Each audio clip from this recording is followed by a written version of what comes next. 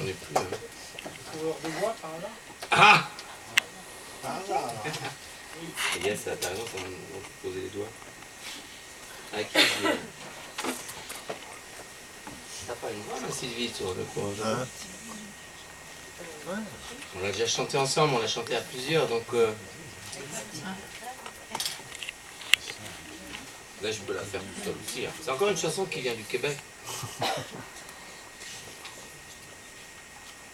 On cherche la tonalité, je me rappelle plus si demain.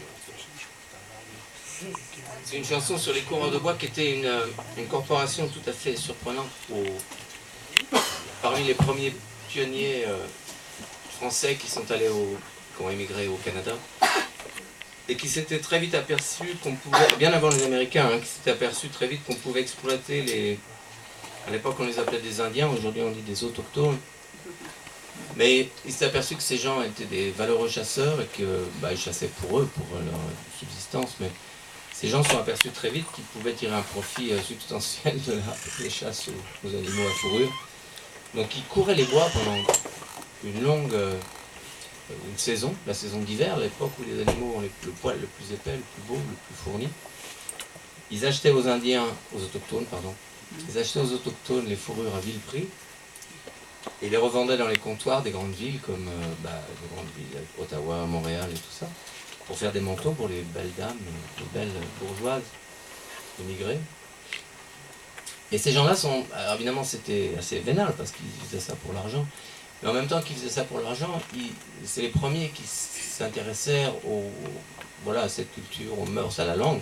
C'est les premiers qui apprirent la langue des autochtones, ce qui leur a permis par la suite d'être engagés comme éclaireurs dans les armées américaines qui les ont décimés. Donc tout ça est pas très très moral, mais en même temps c'est la vie, c'est comme ça. Donc, voilà. Et quand ils partaient en campagne, ça pouvait durer des mois. Et bien évidemment, ils restaient au milieu des forêts comme des sauvages, quoi. Loin de leur famille, loin de leurs enfants, de leurs femmes, tout ça. Donc c'est une espèce de complainte, c'est encore un blues francophone qui s'appelle la complainte du coureur de bois.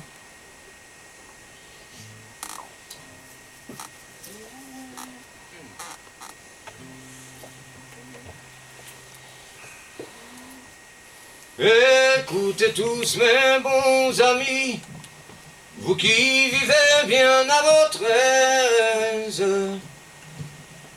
je vais vous chanter le récit de toutes les grandes misères qu'on peut avoir dans les chantiers, à travailler, à s'ennuyer, dans une forêt si sévère, surtout dans le temps de l'hiver.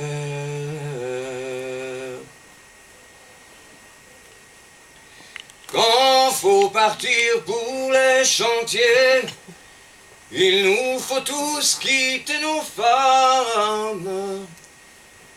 Nous faut quitter pareillement ce qui nous coûte le plus cher.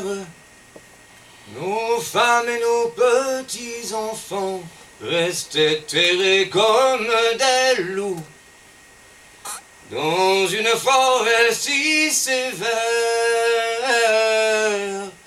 surtout dans le temps de l'hiver.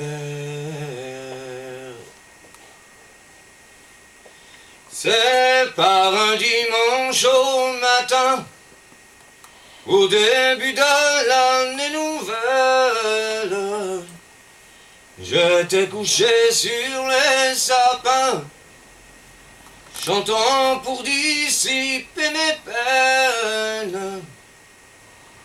En composant cette chanson, c'est en pensant à ma maison, et c'est en pensant à ma belle, surtout dans le temps de l'hiver. Ici, ils nous font travailler tous les 6 jours de la semaine, le jour de l'an pareillement, ainsi que tous les jours de fête. vent pleuve ou bien qu'il neige, même s'il fait les 4 temps. La misère est notre salaire, surtout dans le temps de l'hiver. Merci.